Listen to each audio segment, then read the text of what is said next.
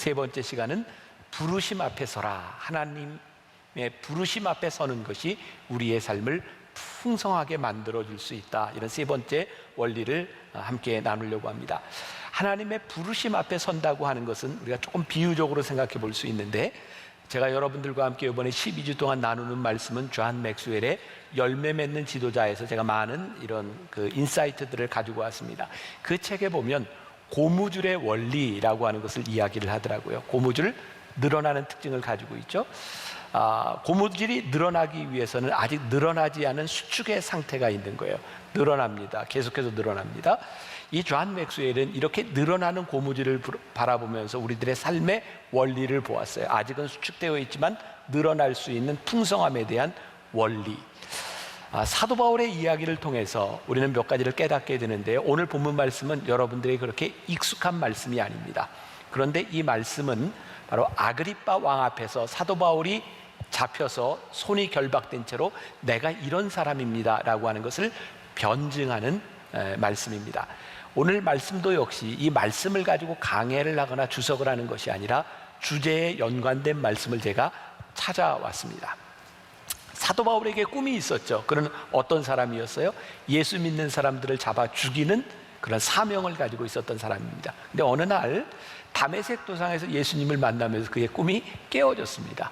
자, 제가 참 놀라운 일을 여러분들에게 말씀드리려고 하는데, 내 꿈이 깨어지면 그때 비로소 하나님의 꿈이 보입니다. 그래서 우리들의 인생의 절망의 순간이라고 생각하는 것이 절망으로 끝나는 것이 아니라 그 가운데서 우리들이 풍성함을 느낄 수 있는 것은 바로 그 가운데서 하나님의 꿈을 보기 때문이죠. 사도 바울은 자기의 변증을 하고 있습니다. 하나님께서 왜 나를 여기에 부르셨는지를 이야기하고 있어요. 한번 상상해 보십시오. 그가 하나님 앞에 부르심을 받아 하나님의 말씀을 전하는 일을 했는데 지금 포로가 되었습니다. 사도 바울은 그의 인생에 거기에서 절망을 바라보는 것이 아니라 하나님이 나를 여기에 부르셨다. 자, 오늘 본문 말씀 가운데 18절 말씀 제가 한번 읽어드립니다. 그 눈을 뜨게 하여 어둠에서 빛으로, 사탄의 권세에서 하나님께로 돌아오게 하고 죄사함과 나를 믿어 거룩하게 된 무리 가운데서 기업을 얻게 하리라 하더이다. 누가 이렇게 말씀했어요? 예수님께서 사도 바울에게 말씀하셨어요. 여기에서 그의 눈을 뜨게 하여, 이 말은 단순히 그의 육신적인 눈을 뜨게 했던, 다메섹 도상에서 눈이 멀었던 그것만을 이야기하는 것이 아니라 그의 마음의 눈이 열려져서, 그의 마음의 눈이 띄어져서 하나님께서 주시는 비전을 보게 되었다고 하는 고백이죠. 여러분, 사도 바울의 편지를, 성경을 여러분들 가만히 보세요. 사도 바울이 자기를 변증하며 자기에 대한 아이덴티티를 이야기하면서 많이 사용하고 있는 두 개의 단어가 있습니다. 하나는 자기 자신을 종이라 칭하는 거죠. 사도 바울은 끊임없이 나는 그리스도의 종된 나 사도 바울은, 종에 대한 이야기를 많이 하고 있어요. 또 사도 바울은 끊임없이 나는 증인이다, 이런 이야기를 하고 있습니다.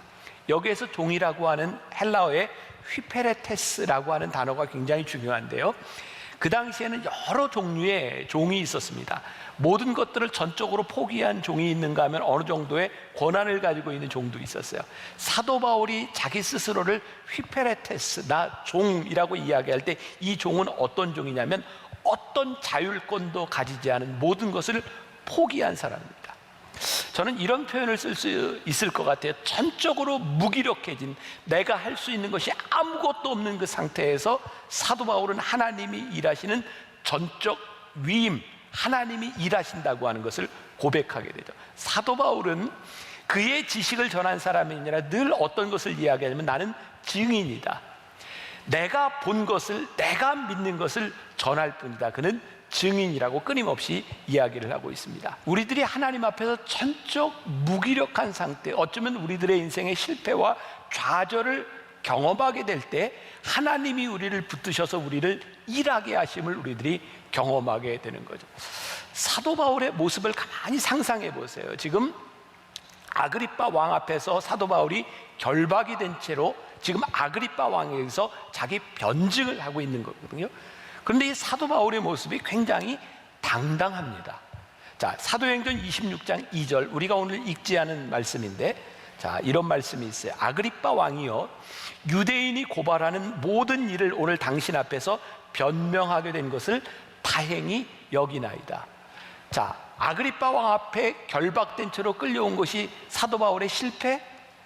사도 바울이 재수가 없는 거예요? 아니, 그렇게 얘기하지 않습니다. 이게 너무나 당연한데, 하나님께서 나로 하여금 결박하게 하셔서 당신 앞에 서 있게 하신 것이 하나님께서 나에게 이 말씀을 전하도록 나를 불러주셨습니다. 사도 바울은 당당하게 그 자리에 서 있어요. 우리가 계속해서 나누는 이 풍성함의 원리, 성공의 원리를 보면 세상에서 생각하는 것과는 조금 다른 것 같아요. 우리는 뭔가 성공했다고 하는 것, 내가 지위를 얻었다고 하는 것, 내가 풍족함을 얻었다고 하는 것, 이것을 풍성함이라고 여길 때, 사도 바울의 당당함은 그 모든 것들을 다 잃었을 때 다가오는 당당함이 여기에 있는 거예요. 자, 우리는 사도 바울에 대한 지식을 가지고 있어요. 그가 사명자로 쓰임받기 전에 어떤 것을 자랑했던 사람이었어요. 그는 바리새인 중에 바리새인, 정통 유대인이었어요. 그 당시 로마가 지배하고 있던 사회에서 나는 로마의 시민권을 얻은 사람이었다. 그리고 당시에 석학이었던 가말리엘의 문화에서 나는 배운 사람이다. 그가 가지고 있었던 그 이전의 삶은 우리들의 성공이라고 말할 수 있는 그런 일이었어요. 근데 사도 바울은 뭐라고 얘기해요? 이 모든 것을 나는 배설물로 여겼다. 그게 나의 삶의 성공이라고 생각하지 않는다라고 말하고 있어요. 제가 20년 전 신학생들을 가르치는, 신대원생들을 가르칠 때 제가 상당히 인기 있었던 과목이 하나 있습니다. 그 과목이 뭐냐면 교회 성장학이었어요. 그런 과목이 있어요. 이제 학교를 졸업하고 목회를 할 사람들에게 큰 관심이 뭐냐면 어떻게 하면 교회를 성장시킬까, 이런 관심이었어요. 제가 그 과목을 가르치면서 이런 이야기를 했던 기억이 납니다. 여러분, 성장과 성공이라고 하는 것에 대한 망상을 버리십시오. 우리들이 목회를 하면서 교회 성장을 꿈꾸고 이것을 성공이라고 생각한다면 여러분들 중에 얼마나 성공한 사람이겠습니까? 저희 교회도 대형 교회 중에 하나예요. 이런 대형 교회가 우리나라에 몇 개나 있겠습니까? 교회 성장학이라고 하는 것은 우리들이 성장을 성공으로 꿈꾸는 것이 아니라 우리들이 어떻게 하나님 앞에 끝까지 부르심을 입은 자로 살아가는가, 그것이 우리들에게 목적이지 성장이 목적이 되어서는 안 되는 것이죠. 그렇다면 성장하지 못한 사람들은 다 실패하고 풍성함을 누릴 수 없는 것일까요? 이 말을 여러분들의, 평신도인 여러분들의 삶에 적용해 보겠습니다. 여러분들은 하나님을 믿으면서 여러분들의 인생에 꿈을 꾸는 것들이 있습니다. 성공이죠. 어떤 성공? 내가 돈도 좀 벌었으면 좋겠고, 내가 어느 정도 지위에도 올라갔으면 좋겠고, 어느 정도의 권력을 가졌으면 해도 좋겠고. 그런데 우리가 이런 꿈을 꾸고 신앙생활을 하는데, 신앙생활을 하는 모든 사람들이 이런 꿈을 이루는 사람들인가요? 우리가 하나님을 믿으면서 세상적인 부귀와 영화와 건강, 이런 것들을 잃어버렸다면 우리는 실패한 사람들일까요? 성경은 오늘 우리들에게 풍성함을 그렇게 이야기하지 않습니다. 저는 하나님께서 저를 인도하시는 굉장히 중요한 이 말씀을 준비하는 저에게 주신 이게 특권이라고 생각하는데, 이번 주간에 저는 작은 목회자 그룹에서 세미나를 인도할 기회가 있었어요. 어떤 목사님이 저에게 이런 질문을 했습니다. 목사님이 목회를 한 지 이제 30년이 넘어가는데 혹시 목사님은 이렇게 30년을 목회를 하고 있는 이 시점에서 혹시 서운한 것, 혹시 바라고 싶은 것, 혹시 나는 이런 특권을 누려야 되는데 누리지 못하는 것 때문에 마음 아픈 것이 없습니까? 이런 질문을 하셨어요. 제가 그 질문을 듣고 곰곰이 생각해 보았어요. 나에게는 무엇이 서운한 일일까? 그리고 제가 여러분들 앞에서 이런 고백을 할 수 있게 된 것이 저는 축복이라고 생각하는데, 30여 년을 목회를 하고 지금 있는 시점에서 저는 이만큼 목회를 했기 때문에 보상을 받아야 된다고 생각하지 않는 저 자신을 봐요. 저는 그게 너무 감사했어요. 하나님, 제가 지금까지 30여 년을 목회를 하는 동안 제가 이 시점에서 내가 이만큼 했으니 내가 이만큼의 보상을 받아야 된다고 생각하는 것이 아니라 지금 이 시간도 저는 너무 과분하고 감사하고 하나님의 은혜 가운데 있습니다라고 하는 것을 고백할 수 있는 것이 저에게 너무 감사한 일이에요. 제가 가끔 여러분들에게 그런 고백을 하죠. 저 참 행복한 사람이라고. 지금 제가 이 풍성함을 누릴 수 있는 것은 제게 찾아오는 어떤 보상에 대한 것이 아니라 오늘 하나님의 부르심 앞에 아직까지도 서 있을 수 있는 것이 저에게 큰 축복이라고 생각합니다. 우리들의 삶의 성공의 기준이라고 하는 것은 내가 이만큼 열심히 살았으니 내가 이만큼의 보상을 받아야 되는 것이 아니라 여러분들이 지금까지 신앙생활을 하는 동안 하나님 앞에 이만큼 충성했고 내가 이렇게 신앙생활을 열심히 했으니 하나님 이만큼은 나에게 보상해 주셔야 되는 것이지 않습니까? 라고 하는 것이 아니라 지금도 내가 하나님의 부르심 앞에 서 있을 수 있는 것이 감사하고 그것이 나의 풍성함이 될 수 있는 것이 얼마나 귀한 믿음의 고백인가.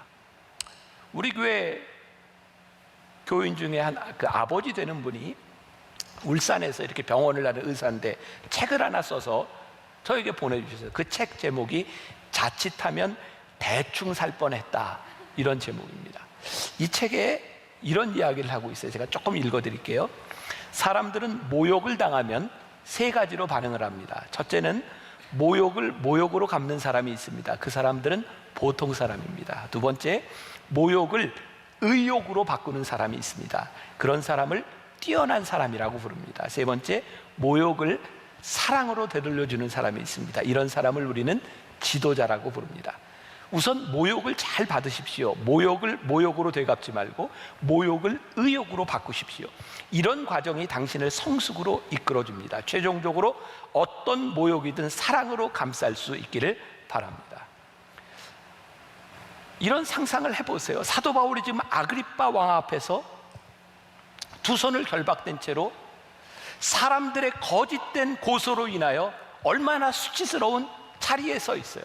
근데 사도 바울은 이것을 모욕이라고 생각하지 않고 이 시간을 통하여 하나님께서 나에게 어떤 사명으로 인도해 주시는지를 바라보고 있어요. 하나님은요, 우리들의 인생에 완벽한 준비나 완벽하게 만들어진 우리를 쓰시는 것이 아니라 하나님은 필요한 사람을 언제든지 쓰실 수 있는 분이시다. 사도 바울은 그 자리에서 하나님께 쓰임받고 있음을 고백하고 있죠. 제가 소제목을 하나 잡았어요. 우리 인생은 늘 늘어나지 않는 고무줄일 뿐이다. 자, 여기에서 늘이라고 하는 말에 여러분들이 좀 주목했으면 좋겠어요. 늘. 뭐에 주목하라고요? 늘. 자, 제가 좀 설명을 할게요.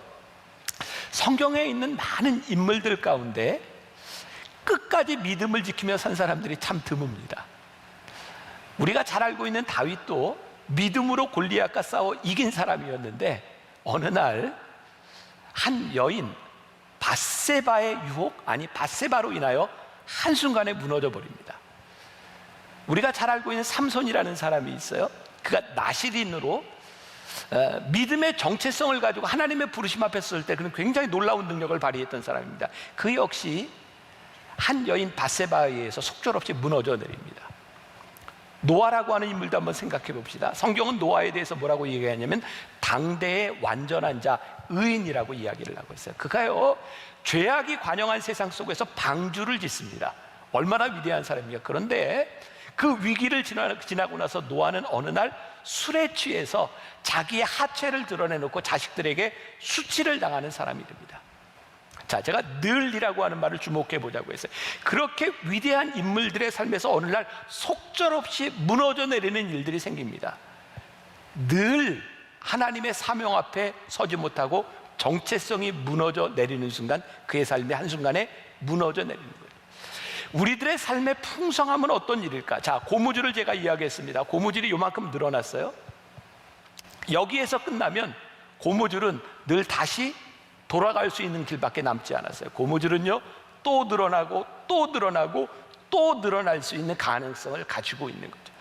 우리들의 삶의 풍성함은 우리들이 하나님 앞에서 우리를 부르신 그 부르심 앞에서 당당하게 우리를 부르신 그 부르심을 잊지 않을 때 우리들의 인생에 풍성함이 있는 거예요. 다시 말씀드립니다.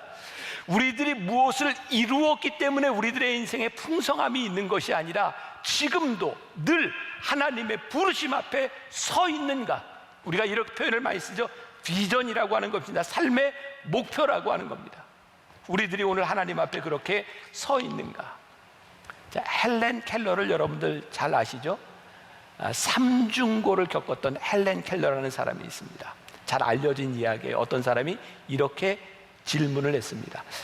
제가 10시 예배에 어떤 분이 이렇게 지적을 좀 해주셨어요. 장님으로 태어난 것보다 더 불행한 것이 무엇이냐, 이런 말 지금 쓰면 안 된다고. 근데 그 당시에 이렇게 물었던 질문입니다. 장님으로 태어난 것보다 더 불행한 것이 무엇이냐? 헬렌 켈러가 이렇게 대답하죠. 시력은 있으되 비전이 없는 것입니다. 지난해가 2019년 3.1절 3.1운동 100주년을 맞이한 해였습니다. 유관순에 대한 많은 다시 재조명들이 있었고요. 저희가 학교 다닐 때는 그런 표현을 참 많이 써요. 유관순 누나, 유관순은 영원한 누나죠. 근데 그 유관순 누나가 서대문 형무소에서 사형을 당하죠. 18살의 나이에 아운의 장터에서 만세운동을 하다가 서대문 형무소에 잡혀서 죽게 되는데요. 마지막 관에 들어가 있던 그 유관순의 모습, 그리고 얼굴이 퉁퉁 부어서 고문을 받던 그 얼굴들이 많이 공개가 되었습니다. 관에 누워져 있던 유관순의 모습은요, 코도 잘려지고 귀도 잘려지고 사지가 다 너덜너덜하게 뼈가 다 부러진 상태에서 너덜너덜한 상태였어요. 유관순의 어록 중에 보면 유관순이 이런 말을 남겼습니다. 나라를 위해 바칠 목숨이 오직 하나밖에 없는 것이 유일한 슬픔이다. 여러분, 유관순이라고 하는 이 인물의 이 말 가운데서 그의 인생이 실패했다고 느껴지시나요?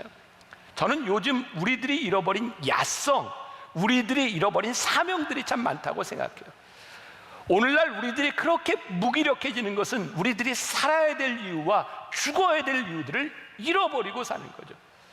유관순이라고 하는 사람이 내 생명 하나밖에 없는 것, 나라를 위해 죽을 수밖에 없는 생명이 하나밖에 없는 것, 그것이 안타깝다고 코와 귀가 다 잘려나간 상태에서 죽어 있는 그 모습을 바라보며 누가 실패라고 말할 수 있겠어요? 적어도 우리는 풍성하게 인생을 산 사람이라고 말하지 않겠습니까?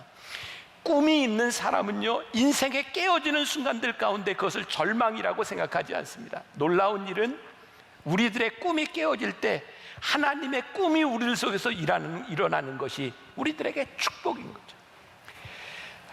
찰스 스탠리 목사님이 쓴 깨어짐의 은혜라고 하는 책이 있는데요, 거기에 깨어짐으로 인하여 우리들이 누릴 수 있는 유익에 대한 몇 가지 이야기가 있습니다.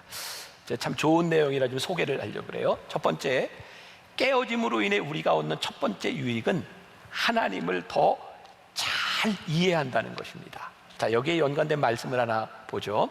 이사야 55장 8절과 9절입니다. 자, 같이 한번 봅니다. 이사야 55장 8절과 9절 시작. 이는 내 생각이 너희의 생각과 다르며 내 길은 너희의 길과 다름이니라. 여호와의 말씀이니라. 이는 하늘이 땅보다 높음같이 내 길은 너희의 길보다 높으며 내 생각은 너희의 생각보다 높음이니라. 제가 좀 여러분들에게 도전적인 질문을 해볼게요. 여러분들의 인생에 여러분들은 얼마나 많이, 얼마나 자주 하나님의 생각을 물으십니까? 그리고 여기 이사야의 고백처럼 하나님의 생각이 내 뜻보다 높고 깊어, 이런 고백을 여러분들 언제 하십니까? 우리 인생은요, 내 마음대로 내 인생이 되고 내 계획대로 내 마음대로 인생이 될 때 절대로 하나님의 뜻을, 절대로 대부분 하나님의 뜻을 묻지 않습니다. 내 마음대로 잘 풀리는데 누가 하나님의 뜻을 묻습니까? 제가 요즘 우리 가족들, 우리 자녀들하고 이렇게 이야기를 하는데 우리 아들과 며느리가 이렇게 이야기를 하더라고요. 요즘 하나님의 음성 듣기를 하고 있습니다. 왜 하나님의 음성을 듣는데? 우리 계획대로 잘 안 돼요. 그래서 하나님의 음성을 듣고 싶습니다. 제가 그 얘기를 들으면서 너무 감사했어요. 내 계획대로 되는 인생이 복이 아니라 때때로 하나님 앞에 깨어짐을 경험하기 시작할 때, 그때 하나님의 음성을 듣기를 원하고 하나님의 뜻이 무엇인지를 발견하기 시작할 때 우리의 인생의 부딪힘 가운데서, 우리는 깨어짐 가운데서 오히려 풍성함을 누리게 되죠. 지난주 우리 김종림 목사님이 설교하면서 C.S. 루이스에 대한 이야기를 했죠. 즐거움 가운데서 하나님은 우리들에게 속삭이시고 고통 가운데서 하나님은 우리들에게 부르짖으신다. 이것이 우리들에게 주시는 은혜구나. 두 번째, 깨어짐으로 인해 우리는 우리의 자신을 더 잘 이해하게 된다는 거예요. 여러분, 우리 인생에 깨어질 때 하나님만을 이해하게 되는 것이 아니라 우리 자신을 바라보게 되죠. 여러분들은 어떤 고백을 하세요? 내가 깨어질 때, 내가 참 교만했구나, 내가 죄인이구나, 내가 하나님 앞에 불순종했구나. 놀라운 일은요, 깨어짐 가운데서 우리의 자신을 바라보게 된다는 거예요. 세 번째, 깨어짐을 통해 우리들이 얻는 유익이 또 하나 있는데, 그 깨어짐 가운데서 우리는 다른 사람들을 더 긍휼히 여기게 된다는 거예요. 우리의 깨어짐, 하나님 앞에 서 있는 내 모습을 보니까 정말 하나님이 나를 많이 참아주셨고 나를 용서하시고 이런 나를 하나님 받아주셨구나 생각을 하니 나 같은 인간도 받아주신 하나님으로 인하여 다른 사람들에 대한 이해가 또 깊어지는 거예요. 깨어짐으로 인해 우리들이 누릴 수 있는 것, 하나님의 임재를 경험하는 거예요. 여러분들 어떠세요? 여러분들의 인생에 가장 힘들고 어렵고 깨어지는 그 순간 가운데 정말 처절하게 기도하며 깨달았던 하나님의 임재. 이사야 6장에 보면 그 유명한 이사야를 부르시는 소명의 이야기가 나와요. 하나님께서 이사야를 처음 부르셨을 때 이사야가 어떻게 이야기하죠? 화로다 나로 망하게 되었도다. 하나님 앞에 서니까 너무 부족한 내 죄의 모습들이 보이는 거예요. 그런데요, 이사야 6장 8절에 가서 보면 하나님께서 내가 누구를 보낼까 그랬더니 이사야가 뭐라고 얘기해요? 주님, 내가 여기 있사오니 나를 보내소서라고 고백하지 않아요. 참 놀라운 일은요, 하나님 앞에 우리들이 깨어지고 우리들이 죄성을 바라보고 우리들의 교만도 보고 우리들의 불순종을 보게 되는데 그것으로 끝나는 것이 아니라 그 가운데서 하나님 나를 보내소서. 어떤 고백이에요? 하나님, 제가 이런 상태임에도 불구하고 제가 쓸만한 사람이군요. 하나님, 저를 써주세요. 하나님 앞에 서서 자기의 가능성을 바라보는 것, 고무줄의 원리라고 이야기를 했어요.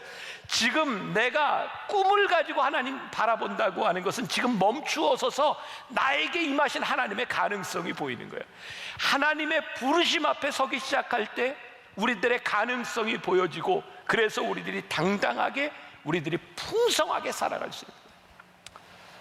하나님 앞에 우리들이 꿈을 가지고 하나님 앞에 부르심 앞에 서면 저는 필연적으로 우리들의 삶에 정당한 값의 지불이 필요하다고 생각합니다. 제가 청년 사역을 하면서 참 많이 했던 이야기입니다. 청년들에게, 얘들아, 너희들이 하나님 앞에 서서 지금 정당한 값의 지불, 너희들이 지금 해야 될 일을 하면 하나님 앞에서 너희들에게 즐거움과 평안함과 너희들에게 풍성함을 주시지만, 지금 우리의 즐거움을 위하여 이 모든 것들을 포기하면 우리들에게 풍성함이 없는 거예요. 오늘 여러분들에게 도전하고 싶은 거예요. 우리들이 하나님 앞에 서서 우리들이 선택해야 될 것이 있고 우리들이 포기해야 될 것이 있지 않나요? 제가 설교 시간에 언젠가 그런 이야기 했죠. 남자와 여자가 결혼할 때 다른 것, 모든 여자들은 결혼할 때 다른 모든 남자들을 포기하고 결혼하는 거예요. 남자들은 딱 한 여자만 선택해서 결혼하는 거라고. 그래서 만나서 결혼하는 거예요. 별로 공감을 안 하시네요. 여자들이요, 다른 남자 다 포기하지 않으셨어요? 남자들 한 여자 선택하지 않았어요. 그런데 가만히 보면 이게 똑같은 말이에요. 선택과 포기는 동일한 말이에요. 우리들의 삶의 가장 큰 축복, 하나님의 은혜는 무엇일까? 하나님 앞에 선택해야 될 것과 포기해야 될 것이 분명할 때, 그때 우리들에게 누리는 풍성함이 있어. 어제 제가 초등학교 6학년 1반 동창회가 분당에서 있었어요. 제가 저녁 예배를 마치고 저녁 식사를 하는데, 이렇게 이야기를 하다 초등학교 때 있었던 아이들과 이야기를 하다 보니까 참 그 중에 기억력이 특별히 좋은 친구들이 있더라고요. 세상에 저와 초등학교, 중학교까지 같이 다녔는데 저의 모든 과거를 다 기억하고 있는 거예요. 그런데 제 친구 중에 신앙생활을 하는 친구도 있고 뭐 그렇지 않은 친구도 있고 한데, 그 친구가 저의 과거를 막 이야기를 하고 하나하나 털어놓는데 옆에 있는 제 친구가 너무 불안해하는 거예요. 그만하라고, 됐다고, 그만 거기서 끝내라고, 그렇게 이야기를 해요. 근데 저는 그 얘기를 하는데 별로 이렇게 문제가 없었어요. 이미 제가 다 털어놓은 이야기들이니까. 그 옛날 이야기로 잠깐 돌아가서, 제가 뭐 부끄럽다, 뭐 그렇게 부끄럽다라기보다는 뭐 제가 살아왔던 일이니까, 저는 고등학교 3학년 때 이렇게 여름방학을 지나갈 무렵에 당구를 배웠어요. 저희 형이 참 대단한 사람이죠. 고3인 동생을 데려다 당구를 가르쳤으니까 제가 당구를 배웠는데, 문제는 그 당시에는 당구를 치면 지금처럼 이게 스포츠로 인식이 됐던 때가 아니라 당구장에 있다 걸리면 정확을 맞던 그런 때입니다. 근데 저희 형이 당구를 가르쳤는데 사람들이 보는 데서 들키면 안 되는 거예요. 참 그게 그렇게 재밌더라고요. 제가 당구를 어떻게 쳤냐면, 독서실을 끊어놓고 밤 12시가 되면 새벽 4시까지 당구장에 가서 아무도 모르는, 들키지 않는 시간에 가서 당구를 쳤어요. 그걸 당구를 치고 딱 들어올 때쯤 되면 우리 어머니가 새벽 예배 가시는 시간이에요. 당구를 치고 들어오는 저를 바라보며 저희 어머니가 늘 이런 얘기를 하셨어요. 아이고, 공부도 좋지만 잠을 자야지. 예, 그런데도 그런 얘기를 들으면서도 당구가 끊어지지 않았어요. 제 아들이 고3 때 공부를 하겠다고 독서실을 끊어달라고 그러더라고요. 제가 절대 안 된다 그랬어요. 거기 가면 안 된다. 큰일 난다. 그 가을 무렵이었는데 그때 이제 만나교회가 저기 잠실의 건물에서 시작할 때 개척교회였습니다. 지금은 돌아가신 신현균 목사님이라고, 그분이 부흥사로 오셔서 교인들에게 이렇게 이야기를 했어요. 여러분들 자녀들을 다 데리고 저녁 집회에 나와라. 오늘 자녀들을 위해 기도하는 날이다. 제가 고3이었던 제가 부흥에 참석을 하게 된 거죠. 그때 저희 어머니가 저를 위해서 눈물을 흘리면서 기도하는데 제가 은혜를 받은 건 아니고 제가 기도하는 어머니의 모습을 보면서 아, 이러면 안 되겠구나 라는 생각이 들었어요. 그리고 그 무렵에 제가 몰래 숨겨놨던 성적표를 아버지에게 들켰어요. 아버지가 저에게, 돌아가신 저희 아버님이 저에게 이런 얘기를 했어요. 네가 신학교를 간다고 놀면서 공부를 안 하는 것 같은데 네가 좋은 대학에 갈 실력이 안 되면 난 너 신학교에 안 보내. 제가 이제 공부를 해야 되겠는데 문제는 그 순간에 어떻게 뭐 영어와 수학 이걸 다 할 방법이 없는 거예요. 여러분들 듣던 여러분들 자녀들에게도 혹시 그런 수포자가 있는지 모르겠어요. 그게 저였어요. 수포자. 수학을 포기하고. 그러니까 여러분들 소망을 잃지 마세요. 수학과 영어를 포기하지 않으면 제가 공부를 할 수가 없었어요. 그 당시에는 지금 수능하고 좀 달라서 그냥 학력고사를 보고 점수를 가지고 대학을 가던 시절이었으니까 제가 영어와 수학을 포기하고 제가 할 수 있는 최대한의 노력을 하는 건 암기 과목을 공부하는 거였어요. 다행히 저는 국어를 굉장히 잘했어요. 2과목을 빼놓고 열심히 공부를 해서 점수가 잘 나왔어요. 제가 받을 수 있는 최고의 점수를 받고 제가 나온 감리교 신학대학에 장학생으로 들어갔거든요. 그런데 문제는 들어온 모든 신입생을 대상으로 해서 영어 시험을 봤어요. 영어 등급을 매겨서 수업을 하는데 저는 영어를 포기하고 들어갔잖아요. A, B, C, D 반으로 나누는 데는 D반에 들어갔어요. 저에게 찾아온 열등감이 있었어요. 근데 열등감이 좋은 쪽으로 작용을 하지 않아서 저는 아예 학교 다니는 걸 포기했고 수업 시간 내내 당구장에서 살았어요. 제가 그래서 대학교 1학년 여름방학 끝날 무렵에 제가 한 당구 300을 쳤으니까 수업 시간에는 거의 없이 당구장에만 있었던 거예요. 제가 이대로 살아가서는 안 될 것 같은, 그렇게 대학교 1학년, 2학년, 3학년 시절을 그렇게 이제 방황하면서 지났어요. 그리고 저에게 찾아온 결심은 앞으로 내가 인생을 살아가는데 이렇게 되면 내가 밥도 못 벌어 먹고 살 것 같고, 그래서 공부를 열심히 해야 되겠다. 그래서 교수가 돼야 되겠다 생각했어요. 그때부터는 목표가 생기니까 공부를 진짜 열심히 했어요. 제가 대학원을 갈 때 한 6개월 대학원 시험 공부를 하면서 6개월 만에 제가 안경을 썼고요. 진짜 공부를 안 하던 사람이 하니까 머리가 정말 순식간에 빠지더라고요. 저는 태어나서 처음으로 영어로 꿈을 꾸고 독일어로 꿈을 꿔봤어요. 정말 열심히 공부했어요. 제가 꿈을 이루기 위해서 열심히 공부하는 그 과정들 저에게 행복하지 않았습니다. 열심히 살았을 뿐이었어요. 그리고 제가 공부를 하면서 은혜를 받기 전 내가 공부가 내 인생의 목표였고 내가 이루는 꿈이었다고 하면 저는 조금 쉽게 공부할 수 있는 길이 좀 있었어요. 조금 속이고 조금 더 쉽게 공부할 수 있는 일이 있었어요. 근데 제가 은혜를 받았어요. 은혜를 받고 나니 나에게 있어서 공부를 해야 되는 것, 내가 지금까지 열심히 한 것, 그것에 대한 문제가 아니라 하나님께서 주시는 소명이 내 안에 들어오기 시작했어요. 여러분들 만일 공부하는 여러분들의 자녀들, 야, 저놈이 1등 했으면 좋겠다. 아무리 기도하고 아무리 열심히 해도 한 번에 1등은 하나밖에 없는데 그것으로 우리들이 만족할 수 있을까요? 저에게 가장 큰 축복은 하나님께서 저를 부르신 그 부르심으로 인하여 공부하고 목회를 하러 오는 그 과정 가운데서 내가 버리고 포기할 수 있는 게 참 많았다는 거예요. 저는 제가 여기까지 오는 인생 가운데 내가 얻은 것에 대한 감사보다 내가 포기할 수 있었던 것에 대한 감사가 훨씬 더 많이 있어요. 그리고 지금 여러분들에게 도전하고 싶은 게 있어요.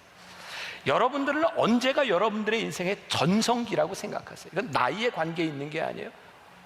언제가 여러분들의 인생의 전성기일까요?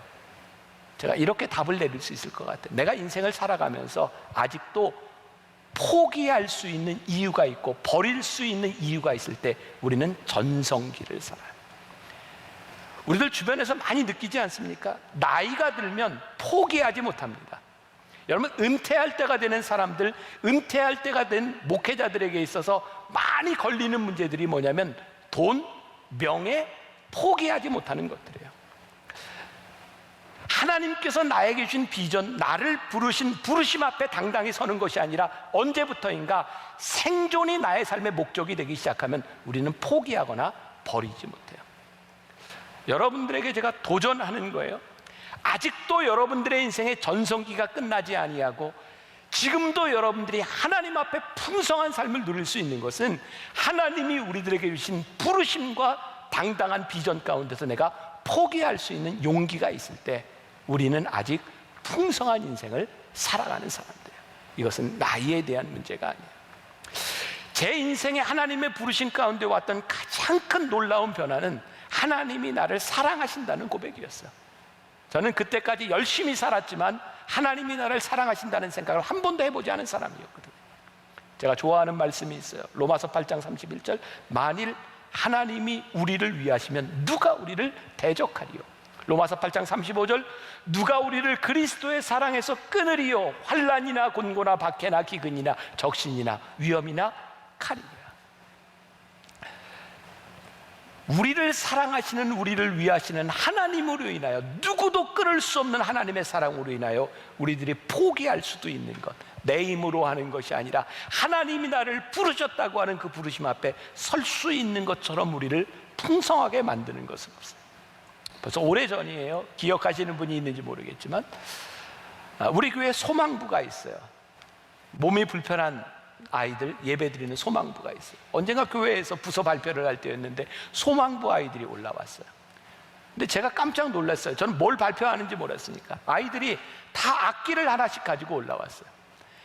제 상식으로 그 아이들이 악기를 연주할 수 있는 아이들이 아니에요. 합주가 나올 수 있는 상황이 아니에요. 불이 꺼지고 아이들이 연주를 하기 시작했어요. 놀라운 일은 그 아이들 하나하나를 선생님이 붙들고 아이들 손을 붙잡고 연주하는 거였어요. 그때 저에게 큰 감동이 왔어요. 하나님, 그렇습니다. 우리의 신앙의 원리와 우리의 풍성함의 원리는 나의 능력으로 되는 것이 아니라 나를 부르신 하나님께서 우리의 손을 붙잡고 누가 우리를 그리스도의 사랑에서 끊을 수 있으리요? 그 믿음 가운데 우리들의 손이 하나님 앞에 붙잡혀져 있을 때 우리들에게 와지는 풍성함이 있어요. 저는요, 아니 여러분들도 마찬가지, 우리들이 무엇을 이루었기 때문에 우리들의 인생이 풍성해지는 것이 아니라 지금 내가 하나님 앞에 부르심 앞에 당당히 서서 내가 포기할 수 있는 것이 있고 선택할 수 있는 것이 있고 누가 우리를 그리스도의 사랑에서 끊을 수 있으리요? 믿음으로 고백하는 인생만큼 풍성한 인생은 없다고 생각해요. 오늘 여러분들에게 그 풍성함이 있기를 간절히 소원합니다. 스스로 나이가 들었다고 생각하는 분들이 있다면 여러분들을 부르셨던 그 부르심 앞에 다시 서십시오. 그 부르심이 여러분들을 풍성하게 만들어줄 줄 믿습니다.